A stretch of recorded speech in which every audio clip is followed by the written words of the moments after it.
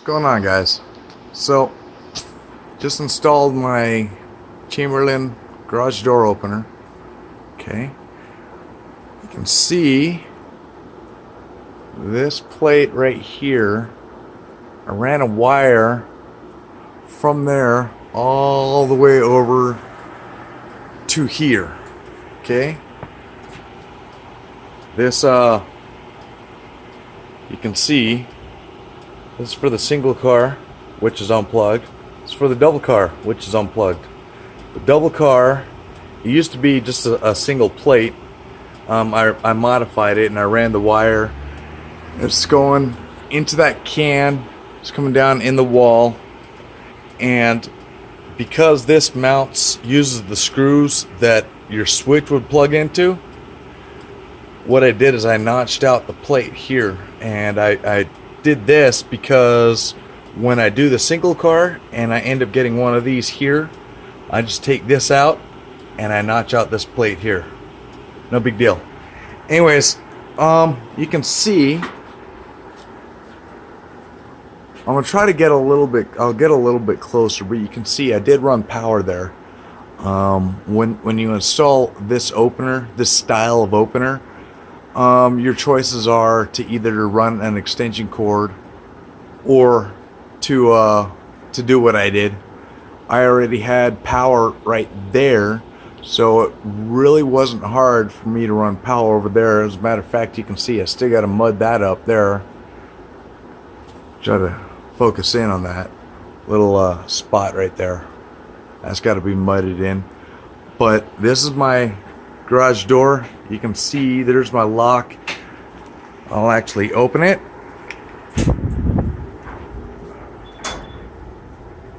And you can actually hear how quiet it is.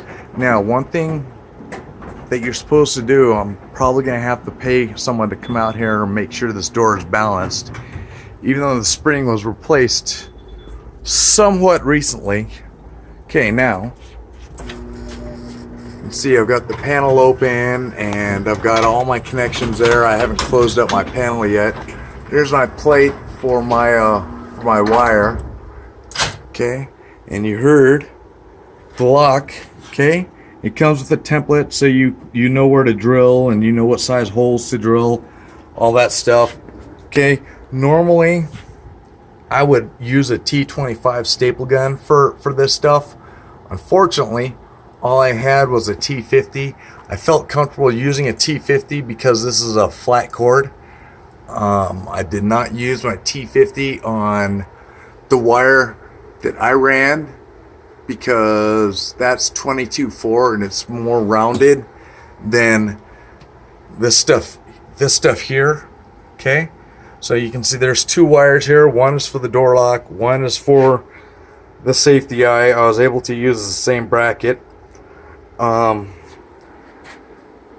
So I used the same bracket on that safety eye, ran the wire up all the way over. I have yet to take out this garage door opener here, which I will.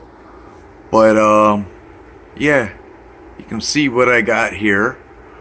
I've got the cable tension monitor on the cable itself, of course. I've got the emergency pull release.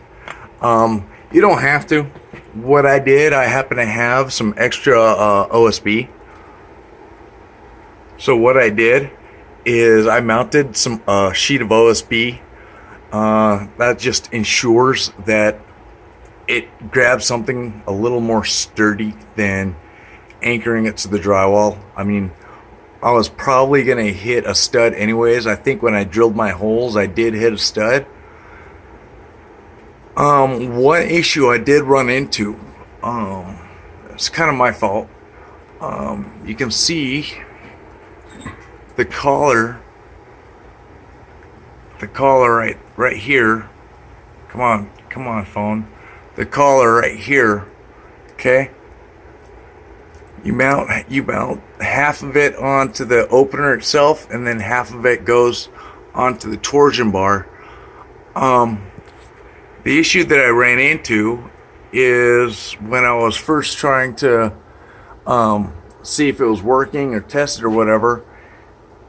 It wasn't, nothing was happening. Now what was happening is the bolts going to the opener side were not cranked down. So the shaft was just spinning, and of course my opener wasn't spinning. Or my torsion bar wasn't spinning, therefore my door wouldn't move. So I cranked those down. And it was working fine for, I don't know, 3-4 hours. Then all of a sudden, I went to shut it one time, and it about halfway closed, it just kind of slammed on me. And that probably has to do something with needing to get this door balanced. I mean, it's got, the springs are helping, but I think I need to get them a little bit more balanced. So what I did is I disconnected all this mess. I disconnected these, and what I did is I ended up moving it a little bit closer so there's a little bit more meat of the torsion bar for it to grab onto, a little bit more meat for it to grab onto as far as the opener goes. I leveled it. I drove those lags in, and then what I did is I put some Loctite on all 4 of those. So I should not have that issue again. So that's the issue I ran into. Otherwise, I mean, it works great. I got this model here on Amazon. It was like, I think $340, $350, whatever. Came with the opener, of course, the cable monitor, the lock, the eyes. Trying to turn my flash on. Hold on. The eyes, which one on each side, obviously. And it came with one remote, and it came with the internet gateway for the MyQ, of course. So I decided, I bought one additional remote, so I've got one remote for the wife, one for the mother-in-law, and I will be using the MyQ app. So there you go.